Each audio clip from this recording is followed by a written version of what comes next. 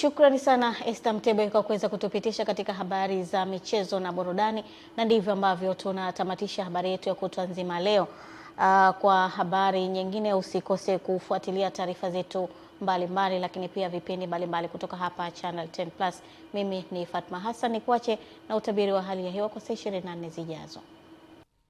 Habari za wakati huu. Na mamlaka ya hali ya hewa Tanzania inapenda kuwatakia Watanzania wote heri ya sikukuu ya Mapinduzi ya Zanzibar.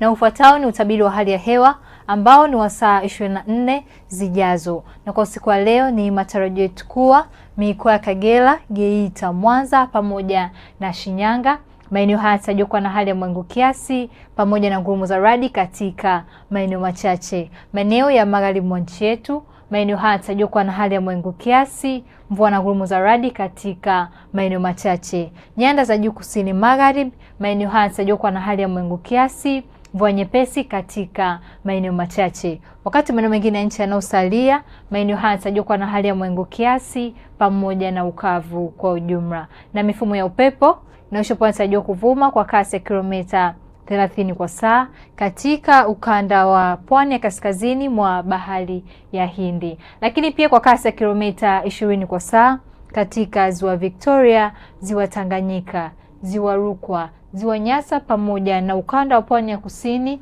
mwa bahari ya Hindi. Na hivyo hali ya bahari inatarajiwa kuwa na mawimbi madogo mpaka makubwa kiasi.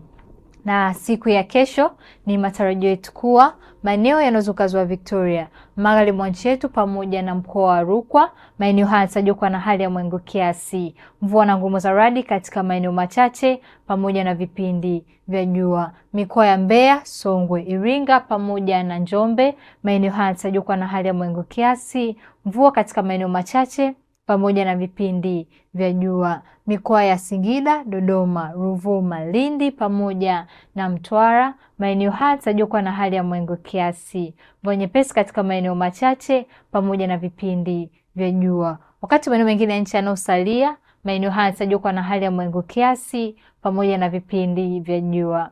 Na kutoka mamlaka ya hali ya hewa Tanzania hatuna la ziada. Ulikuwa nami Rebecca William, tukutane hapo kesho muda wakati kama huu.